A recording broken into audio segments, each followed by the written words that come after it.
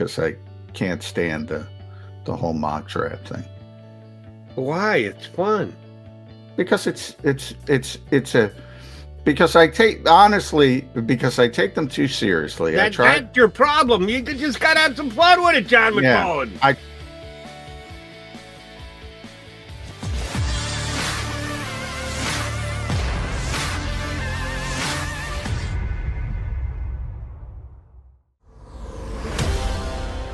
Birds 365 on the JAKIB Media YouTube channel. He's John McMullen. I'm Jody McDonald. The countdown is on. 3 days till the draft now that we've officially kicked off on Monday. 99 days till the first Sunday in the second Sunday in September, first Sunday in the National Football League season. We're getting ready for some football, John McMullen, and some picks. I'm actually getting a little nervous for the upcoming draft. Like I have anything to do with it. But we follow the team as closely as we do here on Birds 365. Do I have right to be nervous with Howie Roseman running the show for the Birds? yeah, well, I wouldn't be nervous, but I'm just excited we made it to draft week. Such a grind to get here, so we're finally here. And maybe now we can stop the silly season. But I do think, how we said there's 20 good players, the tier drops off at 20, and then 21 to 50, you see a lot of change. So in theory, that should mean the Eagles are in pretty good shape at 15 and 18 because, the quarterbacks aren't into that. And one thing everybody around this league is talking about, you see it all over, GMs, how many quarterbacks are going to go before me? How many quarterbacks? How many quarterbacks? So if two quarterbacks go in the top 20, for instance, that makes it even easier for the Eagles to maneuver. So it's going to be interesting. But from what I've been hearing, Jody, everybody's asking about trading back. Nobody's asking about trading up. So, maybe the Eagles can zig when other people zag. And if they have somebody they really, really want, maybe it's a little bit easier to trade up and get them. Apparently, you saw the same Adam Schefter tweet I saw within the Oh, past he's not the hour. only one. It's all Yeah, over the place. I saw his tweet saying that the majority of teams sitting in the top 10, 12, 14, which would just about include the Philadelphia Eagles, are looking to trade back. That it isn't as top heavy a draft as maybe it was made out to be leading up to this draft week, that there are actually more teams in looking to trade back than trade up. It's nice when you have the same number on both sides of the equation. Then you see a ton of activity. If it is lopsided, one more so than the other, you're right. It would behoove the Philadelphia Eagles to be more aggressive, to look to trade up than trade back, because you might actually be getting value. Do you think they've got a player like that? Do you think there is someone in Howie Roseman's sights that he says, man, if we could get them for just an extra third round pick or a fourth and a fifth to move up 2 slots, 3 slots? We know what the price was last year, a third, to move up 2 slots from 12 to 10. This year, where you're looking to move from 15 up to. Do you think Howie Roseman has that type of guy in his sights? Yeah, I think they have a couple players that they want, and if they begin to fall, maybe they would seriously think about moving up a little bit, not drastically. Um, and I think it starts with Kayvon Thibodeau. I think it starts with Ahmed Gardner. I don't think there's any chance that Ahmed Gardner falls to a position. I think there's an outside chance Kayvon Thibodeau does for reasons that are unclear, to be honest. But from a talent perspective, he certainly belongs in the top five. And then there's a couple, Derek Stingley, maybe, but he's such a controversial pick from some people love him. Some people think he's going to bust. And, he's the classic boomer bust type. He might be the best corner in the NFL 5 years from now. And, he might be out of the league 5 years from now. So that kind of depends on how the Eagles feel about the player. And then Jordan Davis, I think, would be the one that you would target to move up a couple spots. If you think so-and-so is going to take him at 14. You might want to go up and get him. Those are the 4 players I think would be in the conversation. Other guys, there's a lot of other guys, obviously, but most of them are unrealistic. When you start talking about, it starts with Jacksonville, the uncertainty. There's a surprise coming to Jacksonville, Jody. So what does that mean? Well, I don't know what it means, but it means they're not taking Aiden Hutchinson. That's what it tells me. So is it going to be Trayvon Walker? Is it going to be Ike Ekwonu, which would be the big surprise? And that obviously has a domino effect from that point.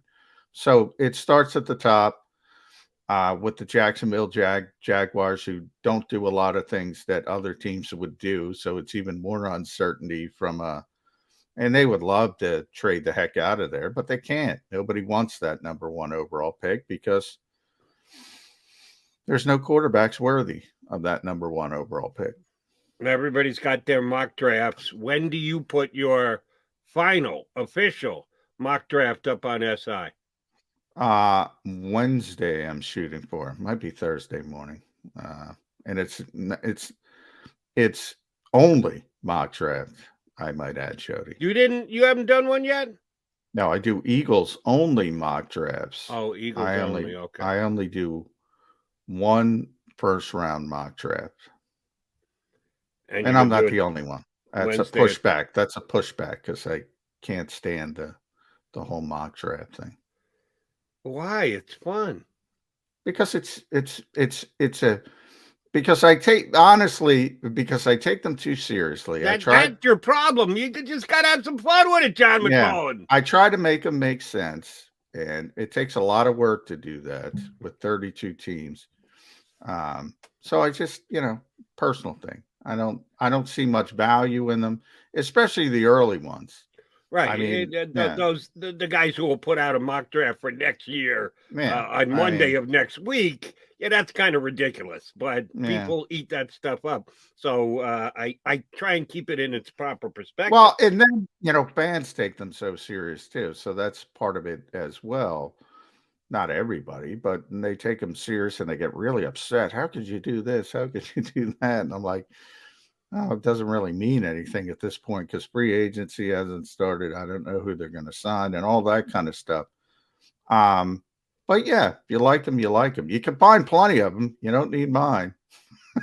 I do want to touch on someone's particular mock draft, and it will tie into something you and I have been discussing for more than a month here on Birds 365, and that's Peter King. I think you understand and know that I respect Peter King as much as I respect any football guy out there. He's only been doing it for decades. He only does one. He only does one, much like John McMullen, and his was posted today on the ProFootballTalk.com site. And again, Peter King is grasping at straws just like you would, like I would, like our guest Ian Cummings is going to join us coming up in less than 10 minutes now. Anybody who's out there, a mock draft is educated guessing. That's all that it is. I just think Peter's a little more educated than most when it comes to the National Football League. His mock draft had the Philadelphia Eagles at number 15, just missing out on Kayvon Thibodeau, who he had falling to 13. So if Howie Roseman is looking to move up and get someone, if he comes down to 13 and the price you have to pay is only the price to get from 15 to 13, and Howie can't pull that off, shame on Howie Roseman. But Thibodeau would be the 3rd edge pass rusher taken at number 13, which means at 15, George Karlaftis would still be there, and Jermaine Johnson of Florida State would still be there. And he's got the Eagles passing on both. Now, you and I talked about this. Does he have him passing on Hamilton as well? Well, I'll get to Hamilton in a second. But you and I talked about this more than a month ago. When the Eagles re-signed Derek Barnett, I told you my biggest fear was that come draft day, there would be a legit edge pass rusher available where they were picking in the first round, and they would pass because they would figure that they've got the edge pass rusher filled the return of Derek Barnett, the return of BG, Brandon Graham. Still to this day, we won't know till they get on the field how they plan to use Hassan Reddick, but the Eagles still need an edge rusher. They need one for this upcoming season. They need one for future seasons, John McMullen. And according to Peter King, they will leave two very good ones on the board at number 15. And that was one of the reasons why I didn't want to see Derek Barnett come back here, for this very reason, that the Eagles don't address an edge pass rusher. And then, oh, by the way, he's got them trading back a couple of slots with their second pick and number 18 and still not taking a pass rusher, even though Karlaftis on Peter King's mock doesn't come off the board at all in round number 1. Yeah, I couple things. One, I don't think they think of Karlaftis that way. But here's an example. I mean, they love Jordan Davis. That's what I assume Peter's going with. So Correct. If he's on the board, they might take him. But I got to tell you where I don't agree. I don't think Jermaine Johnson's going to be on the board. I think if Jermaine Johnson's on the board, that changes the thinking for the Eagles. And, we'll see what happens. But so that's number one. I don't get the feeling they think Karlaftis belongs in the conversation. So that's just an estimation. In other words, what I'm trying to say is, now you can disagree with the evaluation. It has nothing to do with bringing Derek Barnett back or Brandon Graham coming back from injury. It has to do with they just don't think the player belongs in that spot. And then it would boil down to Jordan Davis or Jermaine Johnson, as Howie always says. Well, what's your favorite player? Who do you think is the best player of that two? You need both. And I don't think you could go wrong with either, to be honest. Push comes to shove, I would take Davis. I think he's going to be the better player. I don't think Johnson's going to be there, so I don't think you're going to have to worry about that type of decision. I think Johnson's coming off the board top 10. So we'll see. But I don't think Karlaftis, and that was the problem with the Ojabo injury. That was the problem, because I think, if David Ojabo doesn't get hurt, and who knows what happens as far as, pro days and how he would have run if he didn't get hurt, but he's pretty athletic, so I think he would have held up. All of a sudden you could sense the Eagles said, oh, there's probably not going to be an edge rusher we like at 15, or there's a good chance that there's not going to be an edge rusher at 15. And then you got to start delving into other positions a little bit deeper. And I think when you go way back, when people started first putting out these mock drafts, Jody, then there were 6 and Karlaftis was in the mix. But I think Karlaftis left the mix. Ojabo got hurt. All of a sudden 6 comes to 4. 3 are going to be gone. Does a 4th reach 15? Peter's got him reaching 15. I don't know if that's going to be the case, but that would be a difficult decision for the Eagles. And it's one that Howie Roseman's going to have to make. I do want to ask you one more Howie Roseman question before we get up our first guest, who is going to be Ian Cummings. He joined us a couple of weeks ago from Pro Football Network and did a great job discussing the draft with us. Have the Eagles shut down business on the free agent front? They haven't done anything in a couple of weeks, but truth be told, free agency is decreased to about a trickle around the National Football League. Much more conversations about Deebo Samuel potential deals than there are actual signings of players that are still out there. The calendar tells you everything and kind of dictates things. People are so engrossed with their draft evaluation and positioning and the like. Most draft boards, who's actually making changes on their draft boards this week? I don't know how you'd go about doing that. I know the Eagles had a couple very late pre-draft visits, which may have moved some pieces, but very little. Is this a good time to actually be thinking about signing a free agent? Because the free agents are getting nervous. they'd rather land somewhere before the draft than after the draft because they know a bunch of players at their position are going to be picked, and then teams' interest, at least as soon as the draft is over, is going to wane. They're going to offer less and say, no, we got it covered with a young guy. We don't need you the way we did. So our offer isn't what it even was last week. Can the Eagles actually surprise us and get something done to at least in part fill a positional need this week, kind of swimming against the current? I don't think so. The only way, they'll get back to free agency after the draft. The only thing that would change that at this point, if somebody came in, Honey Badger, Tyrone Matthew would be the most obvious and say, "Hey, I'll come in for 1 year and $5 million," and then they go, "Sure, let's sign him." But that's not going to happen either. So I would put the odds at 90% at least that they're not going to do anything on free agency until after the draft, and that's normal at this stage from both sides. From a guy like Matthew's standpoint, he probably wants to see what people do in the draft either, and there's going to be desperation if certain teams that need safeties right now, like the Eagles, aren't able to get a safety. There aren't a ton of safeties. You could talk about guys like Nick Cross and in the third round and say, well, yeah, that might be something 2-3 years down the road, but that's probably not going to help you much now. And there's Kyle Hamilton, Dax Hill, if you want to argue Lewis Seen, maybe 3 or 4 safeties at the most can probably step in and be a competent starter or above in the NFL level. That's not a lot. So if you're looking for a safety, you better get one early. And if you can't get one early, that increases somebody like Tyrann Mathieu's leverage after the draft for the safety needed team. So that's kind of the way both sides look at it. So he's not going to knock on the Eagles' door and say, yeah, I'll come in under your terms. Okay, well, I am just touching on the fact that you do like to tell us that the Eagles zig when others like to zag.